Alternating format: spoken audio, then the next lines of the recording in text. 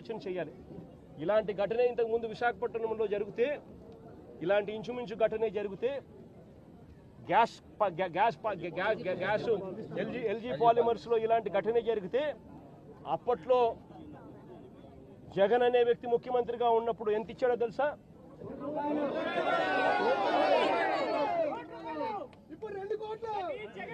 జగన్ అనే వ్యక్తి ₹1 కోటి ఒక్కొక్కరికి ఇచ్చి ఆ కుటుంబాలను ఆదుకున్నారు. ఇప్పుడు ప్రభుత్వం చేసిన తప్పిదం వల్ల ఈ ఘటన జరిగితే అసలు ఆ కుటుంబానికి నువ్వేం చేస్తా ఉన్నావని చంద్రబాబు నాయుడు గారిని అడుగుతా ఉన్నా. ఒకటే చెప్తా ఉన్నా, వీళ్ళు ఇచ్చినా ఈకపోయినా కానీ చనిపోయిన ఈ కుటుంబాలకు గుర్తు పెట్టుకొని మళ్ళీ మేము అధికారంలోకి వచ్చిన తర్వాత ఈ కుటుంబాలకు ఆ ₹1 కోటి బ్యాలెన్స్ వీళ్ళు ఇచ్చినారు.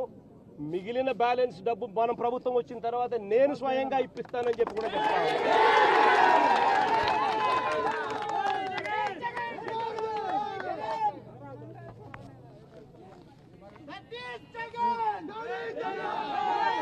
ఇది ఒకసారి ఫోటో చూడండి, ఎక్కడైనా కాలములు కనబడతా ఉన్నాయో చూడండి. వాళ్ళు చెప్తా ఉంటే గోడ కూలిపోయే పరిస్థితి వచ్చినప్పుడు గోడ ఫ్లెక్సీ మాదిరి ఊగిందంట. అంటే 70 అడుగులు గోడ, ఒక ఫ్లెక్సీ మాదిరి 10 అడుగులు గోడ, 70 అడుగులు పొడవు ఫ్లెక్సీ మాదిరి ఊగిందంట.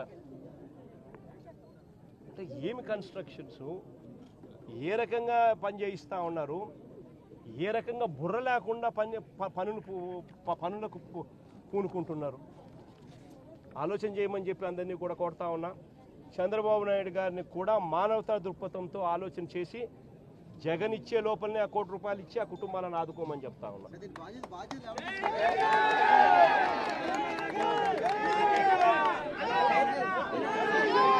బాధ్యుల పైన ఈ మంత్రుల పైన, బాధ్యత తీసుకున్న ఈ మంత్రుల పైన, ఆలయాన్ని నడిపే బాధ్యతలో ఉన్న వ్యక్తులు